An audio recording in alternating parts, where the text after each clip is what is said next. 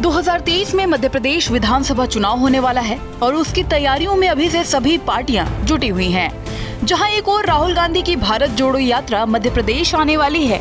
इस यात्रा के जरिए कांग्रेस आदिवासी और दलित वोटर्स को लुभाना चाहती है।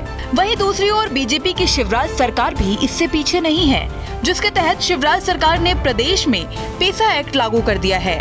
माना जा रहा है इससे एमपी में आदिवासी पावरफुल होंगे। इस एक्ट को देश की पहली आदिवासी राष्ट्रपति द्रौपदी मुर्मू ने लागू किया। मुख्यमंत्री शिवराज सिंह चौहान लंबे समय से इस काम में जुटे थे। उन्होंने इसकी घोषणा पहले ही कर दी थी। शिवराज सरकार की माने तो पेसा एक्ट लागू होने से प्रदेश के आदिवासी समाज को बड़ा फायदा होगा, क्योंकि एक्ट के लागू होने से स्थानीय संसाधनों पर जनजातीय समाज की पंचायतों के पास ज्यादा अधिकार होंगे। इतना ही नहीं, ग्राम सभाओं को जनजातीय समुदाय के लिए काम करने का अधिकार भी मिलेगा। पेसा एक्ट लागू होने का इंतजार प्रदेश के आदिवासी लंबे समय से कर रहे थे। इस नियम के लागू होने के बाद आदिवासी वर्ग के लोगों के अधिकार बढ़ जाएंगे। इससे पहले सीएम शिवराज ने कहा था कि आदिवासियों के खिलाफ सभी छोटे मोटे लंबित मामले वापस लिए जाएंगे। सीएम ने आदिवासियों को वन अधिकार के पट्टे देने की घोषणा भी की थी।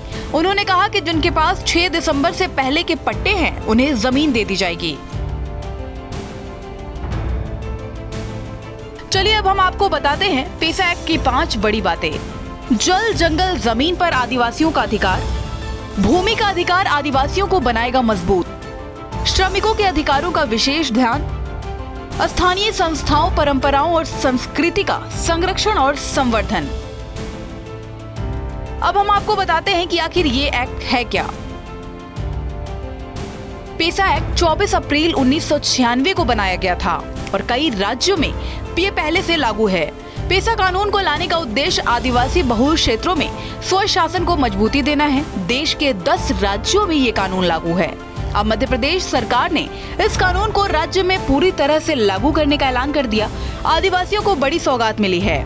पेसा कानून के तहत ग्राम सभाओं को आदिवासी समाज की परंपराओं, रीति रिवाज, सांस्कृतिक पहचान, समुदाय के संसाधन और विवाद समाधान के लिए परंपरागत तरीके से इस्तेमाल के लिए सक्षम बनाएगा। पेसा एक्ट के तहत स्थानीय संसाधनों पर स्थानीय अनुसूचित जाति जनजाति के लोगों की समिति को अधिकार दिए जाएंगे, जिससे अनुसूचित जाति और जनजाति वाली ग्राम पंचायतों को सामुदायिक संसाधन जैसे जमीन, खनिज संपदा, लघु वनोपज की सुरक्षा और संरक्षण का अधिकार मिल जाएगा।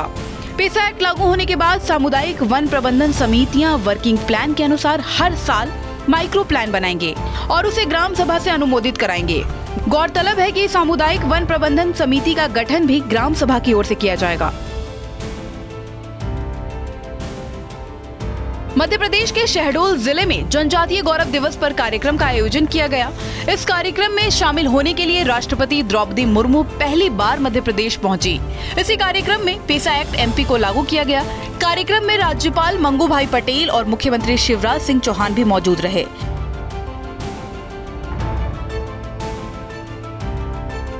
बहरहाल 2023 में होने वाले विधानसभा चुनाव के लिए आदिवासी वर्ग सबसे ज्यादा अहम माना जा रहा है। ऐसे में प्रदेश में लगातार दिग्गज नेताओं के दौरे हो रहे हैं और प्रदेश की दोनों बड़ी पार्टियां आदिवासियों को साधने में जुटी हुई है।